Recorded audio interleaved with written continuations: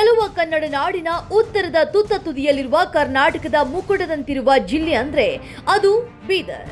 ಸುಪ್ರಸಿದ್ಧ ಬೀದರಿ ಕಲೆಯಿಂದಾಗಿ ಬೀದರ್ ಎಂಬ ಹೆಸರು ಪಡೆದ ಈ ಊರು ಹೆಸರಿಗಷ್ಟೇ ಉತ್ತುಂಗದಲ್ಲಿದೆ. ಆದರೆ ಅಭಿವೃದ್ಧಿಯಲ್ಲಿ ಇನ್ನೂ ತಳಮಟ್ಟದಲ್ಲಿಯೇ ಇದೆ. ಇದಕ್ಕೆ ಇಲ್ಲಿನ ಜನಪ್ರತಿನಿಧಿಗಳ ಸೋಮಾರಿತನ, ಅಸಡ್ಡೆತನವೇ ಕಾರಣ. ಸರಿಸುಮಾರು 60 ವರ್ಷಗಳ ಕಾಲ ಒಂದೇ ಕುಟುಂಬದ ಸುಪರ್ದಿಯಲ್ಲಿ ಅಧಿಕಾರ ಇರುವುದರಿಂದಾಗಿ ಅಭಿವೃದ್ಧಿ ಎಂಬುದೇ ಮರ್ಚಿಕೆಯಾದಂತಾಗಿ ಹೋಗಿತ್ತು. ಬೀದರ್ ಜನತೆಯ ಬದುಕಲ್ಲಿ ಭರವಸೆಯ ಬೆಳ್ಳಿ ಬೆಳಕೇನಾದ್ರೂ ಮೂಡಿದಿದ್ರೆ ಅದು ಬಿಜೆಪಿಯ ಭಗವಂತ್ ಖೂಬಾ ಅವರು ಬೀದರ್ನ ಸಂಸದರಾಗಿ ಆಯ್ಕೆಯಾದಾಗಲೇ.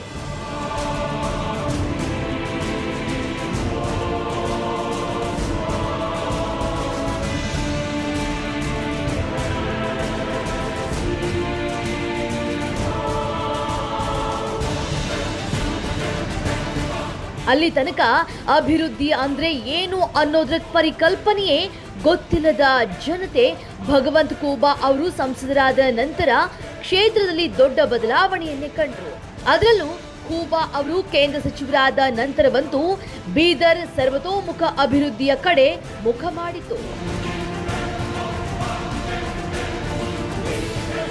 ಓಡಾಡುವುದಕ್ಕೆ ಸರಿಯಾಗಿ ರಸ್ತೆಯೇ ಇಲ್ಲದಿದ್ದ ಜಿಲ್ಲೆಯಲ್ಲಿ ಜನರು ವಿಮಾನದಲ್ಲಿ ತಿರುಗಾಡುವ ಕನಸು ಕಾಣುವಷ್ಟರ ಮಟ್ಟಿಗೆ ಬೀದರ್ ಬೆಳೆದು ನಿಂತಿತು. ಇಡೀ ರಾಜ್ಯದಲ್ಲಿ ಅತ್ಯಂತ ಹಿಂದುಳಿದ ಜಿಲ್ಲೆ ಎಂದು ಜರಿಯಲ್ಪಡ್ತಾ ಇದ್ದ ಜಿಲ್ಲೆಯನ್ನ ಅಭಿವೃದ್ಧಿಯ ಪಥದೆಡೆಗೆ ಕರೆದುಕೊಂಡು ಹೋಗೋದಿಕ್ಕೆ ಖೂಬಾ ಅವರು ಪಟ್ಟ ಶ್ರಮ ಅಷ್ಟಿಷ್ಟಲ್ಲ. ಅದರಲ್ಲೂ ಬೀದರ್ಗೊಂದು ಏರ್ಪೋರ್ಟ್ ತರುವಲ್ಲಿ ಖೂಬಾ ಅವರು ಪಟ್ಟ ಶ್ರಮ, ನಡೆಸಿದ ಹೋರಾಟ ಅಕ್ಷರಶಃ ಭಗೀರಥ ಗಂಗೆಯನ್ನ ಭೂಮಿಗೆ ತಂದಂತೆಯೇ ಇತ್ತು ಅಂತ ಬೀದರ್ ಜನತೆ ಇವತ್ತಿಗೂ ಮಾತನಾಡಿಕೊಳ್ತಾ ಇದ್ದಾರೆ. 2008ರಲ್ಲಿ ರಾಜ್ಯದಲ್ಲಿ ಬಿಜೆಪಿ ಅಧಿಕಾರಕ್ಕೆ ಬಂದು ಯಡಿಯೂರಪ್ಪನವರು ಸಿಎಂ ಆಗಿದ್ದಾಗ ಬೀದರ್ನಲ್ಲಿ ಏರ್ಪೋರ್ಟ್ ನಿರ್ಮಾಣಕ್ಕಾಗಿ ಅನುದಾನವನ್ನ ಬಿಡುಗಡೆ ಮಾಡುತ್ತಾರೆ. ಆಗ ಬೀದರ್ ಜನತೆಯ ಕಣ್ಣಲ್ಲಿ ಕನಸೊಂದು ಮೊಳಕೆ ಹೊಡೆಯುತ್ತದೆ. ಆದರೆ ಅಲ್ಲಿಂದ 6 ವರ್ಷಗಳು ಕಳೆದರೂ ಆ ಕನಸಿಗೆ ಪುಷ್ಟಿ ನೀಡುವ ಯಾವ ಕೆಲಸವೂ ಆಗೋದೇ ಇಲ್ಲ.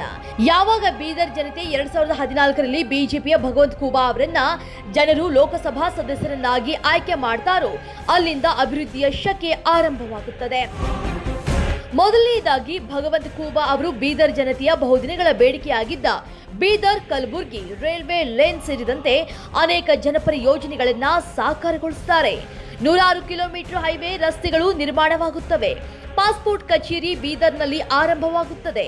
ಜನರ ಮೂಲಭೂತ ಸೌಕರ್ಯಗಳನ್ನು ಪೂರೈಸುವುದಕ್ಕೆ ಅನೇಕ ಯೋಜನೆಗಳು ಬರುತ್ತವೆ. ಈ ಎಲ್ಲ ಯೋಜನೆಗಳಿಗಿಂತ ಹೆಚ್ಚಾಗಿ ಭಗವಂತ್ ಖೂಬಾ ಅವರನ್ನ ಕಾಡ್ತಾ ಇದ್ದ ವಿಚಾರ ಅಂದ್ರೆ ಅದು ಬೀದರ್ನ ವಿಮಾನ ನಿಲ್ದಾಣ ಮತ್ತು ಅಲ್ಲಿನ ವಿಮಾನದಲ್ಲಿ ಸಾಮಾನ್ಯ ಜನರ ಪಯಣ.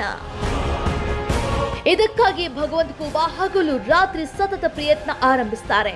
ಹೈದರಾಬಾದ್ ವಿಮಾನ ನಿಲ್ದಾಣದಿಂದ ಬೀದರ್ ವಿಮಾನ ನಿಲ್ದಾಣ 150 ಕಿಲೋಮೀಟರ್ ಒಳಗೆ ಇರೋದ್ರಿಂದ ಬೀದರ್ನಲ್ಲಿ ಏರ್ಪೋರ್ಟ್ಗೆ ಅವಕಾಶ ಇಲ್ಲ ಅಂತ ಹೈದರಾಬಾದ್ ಜೆಎಂಆರ್ ತಕರಾರು ತೆಗೆಯುತ್ತದೆ. ಇದರಿಂದಾಗಿ ಮತ್ತೆ ಏರ್ಪೋರ್ಟ್ ಕಾಮಗಾರಿ ನೆನೆಗುದಿಗೆ ಬೀಳುತ್ತದೆ. ಖೂಬಾ ಅವರು ಸತತ ಪ್ರಯತ್ನ ಪಡೆಯುತ್ತಲೇ ಇರ್ತಾರೆ. ಹೇಗಿರುವಾಗ 2017ರ ಏಪ್ರಿಲ್ನಲ್ಲಿ ಪ್ರಧಾನಿ ನರೇಂದ್ರ ಮೋದಿ ಅವರು ಉಡಾನ್ ಯೋಜನೆಯನ್ನ ಜಾರಿಗೆ ತರ್ತಾರೆ. ಉಡೇ ದೇಶ ಕಾ ಆಮ್ ನಾಗರಿಕ ಎಂಬ ಈ ಯೋಜನೆ ದೇಶದ ಸಾಮಾನ್ಯ ಪ್ರಜೆಗಳ ವಿಮಾನ ಪ್ರಯಾಣದ ಕನಸನ್ನು ನನಸಾಗಿಸುವ ಯೋಜನೆ. ಇದು ಜಾರಿಗೆ ಬರ್ತಾ ಇದ್ದ ಹಾಗೆಯೇ ಆಗ ಕೇಂದ್ರ ಸಚಿವರಾಗಿದ್ದ ಭಗವಂತ್ ಖೂಬಾ ಮೊದಲ ಹಂತದಲ್ಲೇ ಬೀದರ್ ವಿಮಾನ ನಿಲ್ದಾಣವನ್ನ ಈ ಉಡಾನ್ ಯೋಜನೆ ಅಡಿ ಸೇರಿಸಿ ಬಿಡ್ತಾರೆ.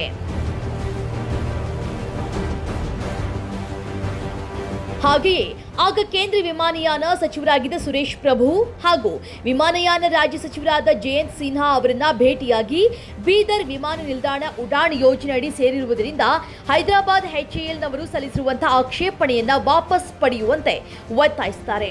ತದನಂತರ ನಾಗರಿಕ ವಿಮಾನಯಾನ ಖಾತೆಯ ಅಧಿಕಾರಿಗಳಾದ ಮುಖ್ಯ ಕಾರ್ಯದರ್ಶಿ ಉಷಾ ಪೋಡಿ ಹಾಗೂ ಎಚ್ಎಎಲ್ ರಾಜೇಶ್ ಅರೋರಾ ಅವರನ್ನ ಭೇಟಿಯಾಗಿ ಯೋಜನೆಯ ಬಗ್ಗೆ ಸಂಪೂರ್ಣವಾಗಿ ಚರ್ಚಿಸಿ ಅಗತ್ಯವಿರುವ ಎಲ್ಲ ದಾಖಲೆಗಳನ್ನ ಒದಗಿಸುತ್ತಾರೆ. ಇದು ನಮ್ಮ ಜನತೆಯ ಬಹುದಿನಗಳ ಕನಸು. ಇದಕ್ಕೆ ಯಾವುದೇ ಅಡೆತಡೆ ಬರಬಾರದು ಅಂತ ತಿಳಿಸುತ್ತಾರೆ. ತದನಂತರ 2019ರ ಡಿಸೆಂಬರ್ 16ರಂದು ಜಿಲ್ಲಾ ಉಸ್ತುವಾರಿ ಸಚಿವರು, ಜಿಲ್ಲಾಧಿಕಾರಿಗಳು, ಏರ್ಪೋರ್ಟ್ ಅಧಿಕಾರಿಗಳು, ಎಸ್ಪಿ, HAL ಅಧಿಕಾರಿಗಳು, ಲೋಕೋಪಯೋಗಿ ಅಧಿಕಾರಿಗಳು ಎಲ್ಲರ ಜೊತೆ ಸಭೆ ನಡೆಸಿ 2020 ಜನವರಿ 26ಕ್ಕೆ ಮತ್ತೊಮ್ಮೆ ಏರ್ಪೋರ್ಟ್ ಪ್ರಾರಂಭದ ಪೂರ್ವ ಸಿದ್ಧತಾ ಸಭೆ ನಡೆಸುತ್ತಾರೆ. ಹೀಗೆ ಛಲಬಿಡದ ಭಗೀರಥನಂತೆ ಶ್ರಮ ವಹಿಸಿ ಹೈದರಾಬಾದ್ HALನವರಿಂದ NOCಯನ್ನ ಪಡೆದುಕೊಳ್ತಾರೆ.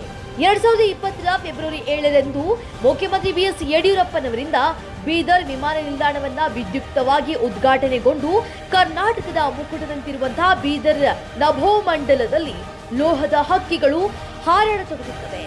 ಅಲ್ಲಿಗೆ ಬೀದರ್ ಜನತೆಯ ಕಣ್ಣಿಗೆ ಖೂಬಾ ಸಾಹೇಬ್ರು ಸಾಕ್ಷಾತ್ ಭಗವಂತನಂತೆಯೇ ಕಾಣ್ತಾರೆ.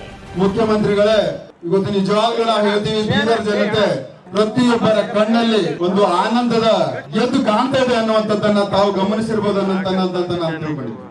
ಈ ಒಂದು ಐತಿಹಾಸಿಕ ಕಾರ್ಯಕ್ರಮಕ್ಕೆ ಎಷ್ಟು ಪ್ರತಿಯೊಬ್ಬ ನಾಗರಿಕ ಎಷ್ಟು ಆನಂದ ವ್ಯಕ್ತಪಡಿಸಿದ್ದಾರೆ ಅಂದ್ರೆ, ನಮ್ಮ ಕಲ್ಪನೆಗೆ ಮೀರಿ ಬೀದರಿನ ಜನತೆ ಈ ಕನಸನ್ನ ನನಸಾಗಿದೆ ಅನ್ನುವಂಥದ್ದನ್ನ ಬಾರ್ ತಮ್ಮ ಅಭಿವ್ಯಕ್ತಿಗಳನ್ನ ವ್ಯಕ್ತಪಡಿಸಿದ್ದಾರೆ. ಮತ್ತೆ ನಿಮ್ಮಂತೆ ಧೀಮಂತ ನಾಯಕರಾದಂತ ದೇಶದ ಪ್ರಧಾನಮಂತ್ರಿಗಳು ಸನ್ಮಾನ್ಯ ಶ್ರೀ ನರೇಂದ್ರ ಮೋದಿಜಿ ಅವರು ಈ ದೇಶದ ಪ್ರತಿಯೊಬ್ಬ ಬಡವನು ಕೂಡ ವಿಮಾನದಲ್ಲಿ ಪ್ರಯಾಣ ಮಾಡಬೇಕು ಅನ್ನೋ ಒಂದು ಕನಸನ್ನ ಹೊತ್ತಿ ಉಡಾನ್ ಯೋಜನೆಯನ್ನು ತಂದಿದ್ದ ಕಾರಣಕ್ಕಾಗಿ 2017ರಲ್ಲಿ ಪ್ರಥಮ ಬಾರಿಗೆ ಮೊದಲನೇ ಲಿಸ್ಟಿನಲ್ಲಿ ಬೀದರವನ್ನ ಉಡಾನ್ ಯೋಜನೆಯಲ್ಲಿ ಸೇರಿಸಿದ ಕಾರಣಕ್ಕಾಗಿ ಎಲ್ಲ ಅಡೆತಡೆಗಳು GMRನ ಅಡೆತಡೆಗಳನ್ನ ಎಲ್ಲ ನಿವಾರಣೆ ಆಗಿ ಇವತ್ತು ಎಲ್ಲರ ಒಂದು ಸಹಕಾರದಿಂದ 2008ರಲ್ಲಿ ನೀವು ಕನಸು ಕಂಡಿದ್ರು, ನಿಮ್ಮ ಕೈನಿಂದನೇ ಗೊತ್ತಾ, ನಿಮ್ಮ ಅಮೃತ ಹಸ್ತದಿಂದನೇ ಗೊತ್ತಾ, ಬೀದರ್ನ ವಿಮಾನ ನಿಲ್ದಾಣವನ್ನು ಇವತ್ತು ಪ್ರಾರಂಭಗೊಳ್ತಿದೆ. ಅದಕ್ಕೆ ಬೀದರ ಜನತೆಯಿಂದ ನಿಮಗೆ ನನ್ನ ಹೃತ್ಪೂರ್ವಕವಾದ ಅಭಿನಂದನೆಗಳು, ಧನ್ಯವಾದಗಳು ಹೇಳ್ತೀನಿ ಮುಖ್ಯಮಂತ್ರಿಗಳು. ಇವತ್ತು ಬೀದರ್ ವಿಮಾನ ನಿಲ್ದಾಣ ವಿಮಾನ ಹಾರಾಟದ ಬಗ್ಗೆ ಕೆಲವರು ಸಿಕ್ಕಾಪಟ್ಟೆ ಮಾತಾಡಿ ಎಲ್ಲಾ ಕ್ರೆಡಿಟ್ ತಮ್ಮದೇ ಅಂತ ತಮ್ಮ ಭುಜ ತಾವೇ ತಟ್ಕೊಳ್ಬಹುದು. ಆದರೆ ಬೀದರ್ ಜನತೆಗೆ ನಿಜವಾದ ಹೀರೋ ಯಾರು ಅನ್ನುವ ಸತ್ಯ ದೃಢವಾಗಿ ಗೊತ್ತಿದೆ.